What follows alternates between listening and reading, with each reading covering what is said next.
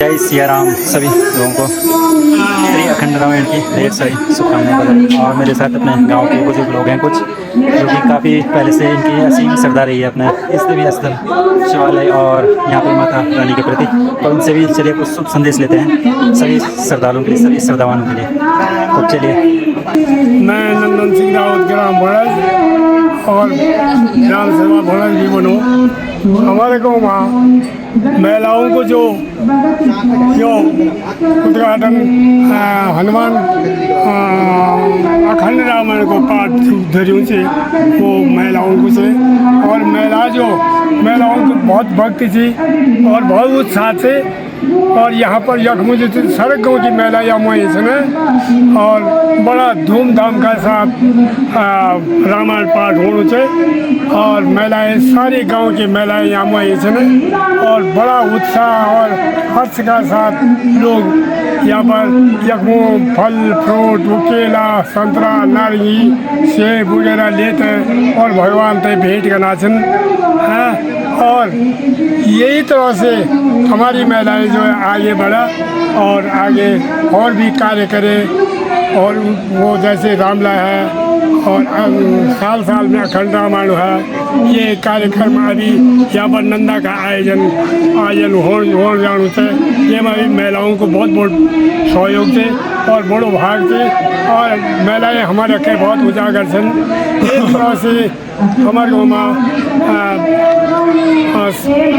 महिलाओं द्वारा बहुत अच्छा कार्यक्रम होने अगर और ये नाती गुलाब सिंह जी बात कला बोल।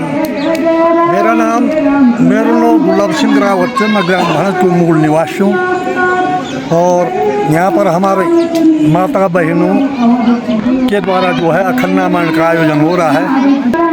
इस संबंध में मैं एक चौपाई कहने की वो कर रहा हूँ।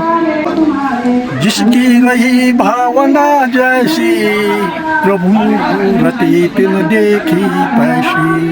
जिसके मन में जैसी भावना होती है वो भगवान की मूर्ति को उसी रूप में देखता है। कोई जो बाल रूप में जो प्यार से देखता है उसको भगवान साक्षात उसी रूप में दर्शन देते हैं। और जो जैसे कंस ने श्री कृष्ण भगवान को काल रूप में देखा उसकी तो भावना ही नहीं थी। और तब एक दूसरा है कि जहाँ सुमति तहाँ संपत्ति नाना, जहाँ सुमति तहाँ विपत्ति निदाना। जहाँ सद्बुद्धि सुमति मंगल कार्यों की जिसकी देव कार्यों की जिसकी रुचि होती है वहाँ तो संपत्ति ही संपत्ति देते हैं भगवान। और जहाँ कुमति तहाँ विपत्ति निदाना। और जो कुमति वाले लोग होते हैं वो हमेशा विपत्ति में ही घिरे रहते हैं। दादाजी, आप गांव घाटी के बड़े वृद्ध होने के नाते आने वाली पीढ़ी के लिए क्या शुभ संदेश देना चाहोगे जो हमारे गांव घाटी में कहीं भी हों? अगर आपके मुखारबिंद से पीढ़ी के लिए हमारा यही संदेश है कि यहाँ पर हमारे दादाजी हैं, बड़े वृद्ध हैं हमारे गांव में, अब लगभग दूसरे नंबर पर हैं। इतने वृद्ध हैं आज। तो हमने भी इनसे ही सीखा है।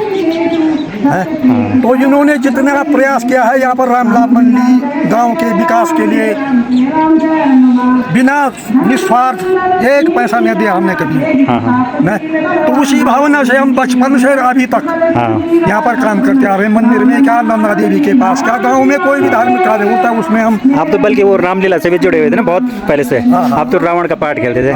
दादाजी 4 साल तो मैंने राम का खेला पहले। अच्छा, राम जी 4 साल। अब उसके बाद रावण का नंबर दूसरा रावण का तब आया। अच्छा, तो मैंने ये लगा लो आप 14 बरस से और 45 बरस तक जो है हम रामला यही नहीं केड़ा किरजानी आपके चंद्रापुरी मजगनी पूरे क्षेत्र में पूरे क्षेत्र में हमने अभिनय किया है। मानव लीला तो कुछ शुभ संदेश जैसे एक संदेश ये है कि सद्बुद्धि दे भगवान इन आने वाली पीढ़ी को। और ये लोग जैसे ये बड़े बड़े नेता होते ना ऐसा न सोचे। गांव के लिए एक पैसा भी गांव के लिए 1 लाख का काम करता है और शुद्ध भावना से गांव के विकास पर लगाएं, न कि शराब और ये गंदी चीजों में व्यय करें। तो देवभूमि की भावना को रखेंगे ना। जैसी भावना हम लोगों के साथ जितने भी हमारे साथी थे आज वो स्वर्ग में है। तो निस्वार्थ भाव से उन्होंने गाँव को बनाने के लिए इतना प्रयास किया कि इसकी कोई सीमा नहीं है। ऐसी भावना से हम इन लोगों को भी वो प्रेरित कर रहे हैं कि आज कुछ लोग ऐसे हैं जो कि मध्यम वर्ग के हैं, उनमें ये भावना है कि कहाँ से आए कहाँ से खाएं। हाँ, ये भावना नहीं होनी चाहिए, स्वार्थ की भावना पहले है। स्वार्थ भावना होनी चाहिए। मैंने जो है ये गाँव के किसी भी बच्चे को पूछ लेना, इनके बराबर के जो है ये नहीं, ये इनको पूछे यहाँ पर ये भी है। हाँ हाँ, जितने छोटे बच्चे पढ़ाए मैंने, थप्पड़ भी खाए इन्होंने। वहाँ पर मास्टर जी हैं सुदर्शन जी, वो मास्टर हैं आज रिटायर हो गए, उन्होंने भी थप्पड़ खा रखी है। लेकिन किसी बच्चे ने ये नहीं कहा है कि मेरे को क्यों मारा भाई, घर में नहीं कहा, लेकिन सीखा है, प्रेरणा रही सीखने की। ये विश्वामित्र वशिष्ठ का पाठ खेलते थे, पूछो कितना बड़ा खेलते थे। हमने इस गाँव में निस्वार्थ भावना से रामलीला का आयोजन रखा, रामलीला की, और इसी तरह से हम ये सारे भाव बच्चों से कह रहे हैं कि ये अच्छे से कार्य करे गाँव में, रामलीला करे, ऐसे रामायण पाठ करे, अच्छी भावना रखे, गांव का उजागर होता है, गांव खुशहाली में रहता है, क्षेत्र भी खुशहाली में रहता है। मैं तो ये कह रहा हूँ कि गांव में जितनी भी संस्थाएं हैं, चाहे रामलीला मंडली है, ग्राम पंचायत है, कम्युनल फॉरेस्ट है, वो गांव के विकास के लिए काम करे, न कि खाने के लिए। हैं?